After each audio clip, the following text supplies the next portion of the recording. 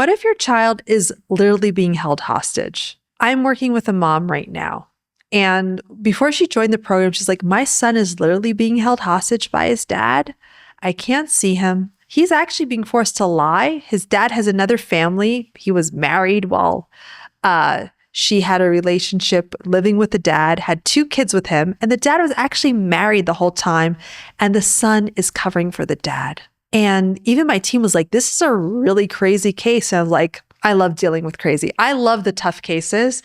I love surprising myself. And I was like, yeah, this is tough, but there's a lot of stuff we can work with. And the first time we started working together in the first session, I already saw how she was making a lot of strategic errors in her messaging. We got her to clear up her messaging. And guess what?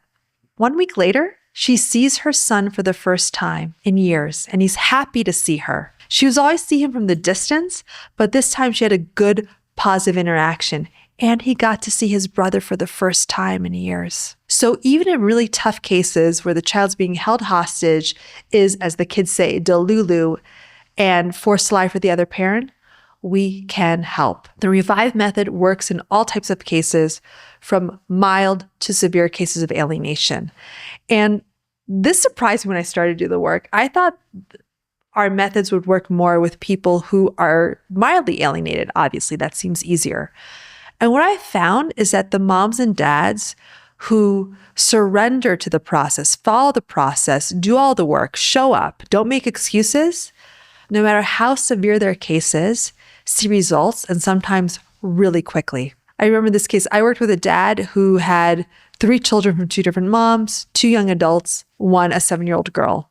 He had no legal rights to see his 7-year-old girl, only Zoom calls, and the other 2 sons would not respond to his text messages, or they would be very angry over text. Within 2 weeks, he reunited with his younger daughter. The alienator agreed to let him see the daughter with no court order, and his 2 sons began to respond politely and positively to him and rebuilt the relationship with his 2 older sons. Very nasty case. He came to me totally disillusioned with the court system, complaining. And in one moment, he's like, you know what, Ginger, I'm willing to try something new. And that moment, he was able to start reuniting. So no matter how severe your case is, and I can go on and on with more stories, if you want to see more stories, go to our website, look under testimonials. We deal with some really tough cases, and we actually welcome them.